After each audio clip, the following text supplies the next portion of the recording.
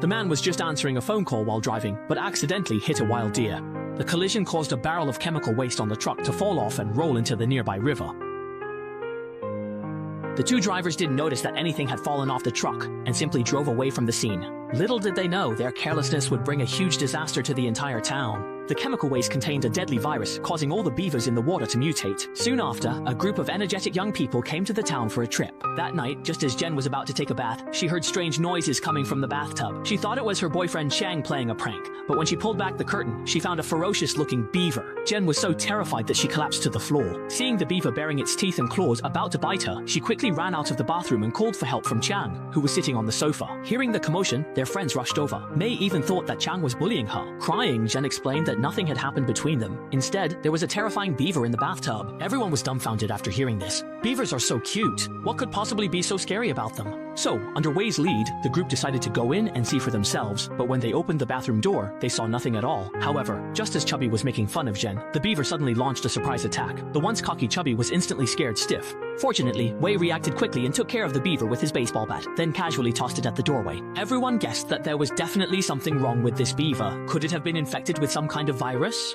After all, normal beavers are very gentle and would never actively attack humans. Sure enough, the next morning, they were surprised to find that the corpse at the door had disappeared, but they didn't pay much attention to it, naively thinking that it had been carried off by some wild animal nearby, so they continued with their plan to go swimming in the lake. As for Zhen, he had been traumatized by the beaver the night before, so at first he didn't dare go into the water. But after some coaxing from his friends, he finally decided to take a dip. Unexpectedly, as soon as he stepped into the water, he felt something swim past his feet. But how could the others, who were having so much fun, possibly believe him? Fatty even mocked Jen for being a coward, but the next second, he was dragged into the water. The surface of the lake instantly turned blood red. The other two thought Fatty was just playing a prank, until he resurfaced, holding his own severed foot. Only then did everyone realize how serious the situation was. Fortunately, there was a raft nearby, and the three of them quickly climbed onto it. Obviously, there was more than one mutated beaver. Soon, even more beavers swam over, trapping the group in the middle of the lake. Jen, who hadn't gone into the water, hurried back into the house to call for help, but he didn't know that the clever beavers had already cut the phone line, and the people on the raft were now in grave danger.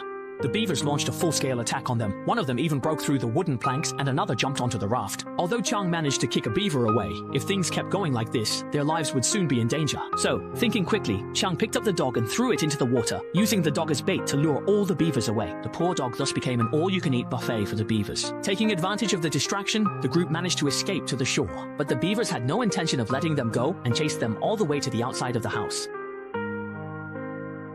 They kept watch outside until nightfall, showing no sign of leaving. Meanwhile, Fatty's injuries were so severe that he had fallen into a coma. Without timely medical treatment, he definitely wouldn't survive the night. So despite the others trying to stop him, Wei decided to take Xiaomei and bring Fatty to the hospital. Unexpectedly, they were blocked halfway by a large tree lying across the road, clearly another trick by the beavers. Wei got out of the car and found that the tree was impossible to move, so he told Xiaomei to drive back first while he went to look for help. But just as Xiaomei was about to start the car, she suddenly heard Wei's anguished scream from outside. She hurriedly got out to check, only to find that Wei had already been crushed to death by a large tree, and the culprits were the two beavers. Furious, Xiaomei swung an axe at the beavers, but unexpectedly, one of them leapt at her. At that critical moment, a gunshot rang out. It turned out to be a nearby hunter. The hunter took the two of them into his car, preparing to head back the way they came. Meanwhile, the people inside the house were frantically reinforcing the doors and windows to prevent an attack from the beavers. But since beavers are naturally inclined to gnaw on wood, the planks were simply no match for them. Just as the beavers were about to break in, they suddenly stopped their attack. It turned out that Xiaomi and the others had rushed back. However, the whole house had been boarded up by them, and the beavers were still eyeing them menacingly. With no other choice, the three of them hurried to the neighbor's house next door. Under the hunter's cover, they safely reached their destination. Unfortunately, the neighbor couple had already been taken by the beavers, and the phone line had also been cut. Now, the only option was to hold their ground here and wait until morning to figure out what to do next. However, what they didn't know was that once bitten by a beaver, they would also undergo a mutation. At some point, Jen had already been infected by the virus. As soon as he climbed onto Mei's bed, his body began to undergo strange changes, and large beaver-like front teeth grew out of his mouth. Mei was so terrified by the scene before her that she let out a piercing scream. When Jen, now a zombie, launched an attack, she dodged to the side, but he immediately blocked her path again. At the critical moment, Chang arrived just in time, knocked down the zombie, and then locked him in the room. Meanwhile, Mei and her companion were about to help Fatty treat his wound when they suddenly heard a terrifying roar. As the two of them went to the window to check, Fatty behind them unexpectedly began to mutate. The hunter struggled desperately to break free, but was still unfortunate enough to have a chunk of skin bitten off his face, and then was lifted high into the air by zombie Fatty, who continued to bite him. Seeing this, May wanted to help, but accidentally shot the hunter. He tried to escape, but the beaver at the door wouldn't allow it and even attacked with its tail. May quickly shut the door, but the noise attracted the attention of the zombies again. He had no choice but to run upstairs and finally managed to hide in a room before the zombies caught up. He thought he would be safe here, but unexpectedly, the old lady on the bed had also turned into a zombie. She grabbed a handful of May's hair, making him furious. He raised his gun to deal with her, only to find that he was out of bullets. In a panic, he had no choice but to escape through the window. May fell heavily to the ground and lost consciousness, while the other two also found themselves in danger.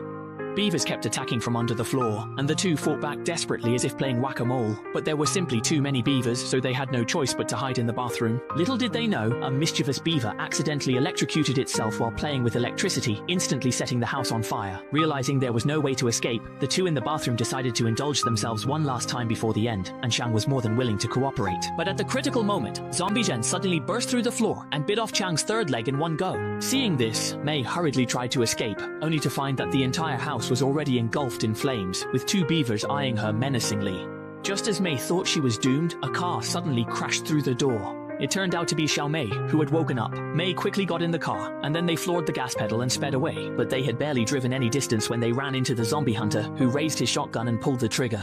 To dodge the bullets, the car crashed straight into a big tree. Although the two of them were unharmed, the loud crash attracted zombies, including a mutated brown bear. Fortunately, at the critical moment, Xiaomi managed to start the car in time, and with a stomp on the gas pedal, escaped the zombie horde's attack. As dawn was about to break, the two of them once again reached the spot where the road was blocked by a large tree. From there, their only option was to leave the town on foot. As they walked, Ame suddenly raised his pistol. He had noticed Xiaomi's wound and suspected she was already infected with the zombie virus. Even though Xiaomi explained she hadn't been bitten, Ame didn't believe her. But in the next moment, Ame himself began to mutate. Seeing this, Xiaomei acted quickly and finished off Ame before he could fully transform, then made sure by stabbing him repeatedly.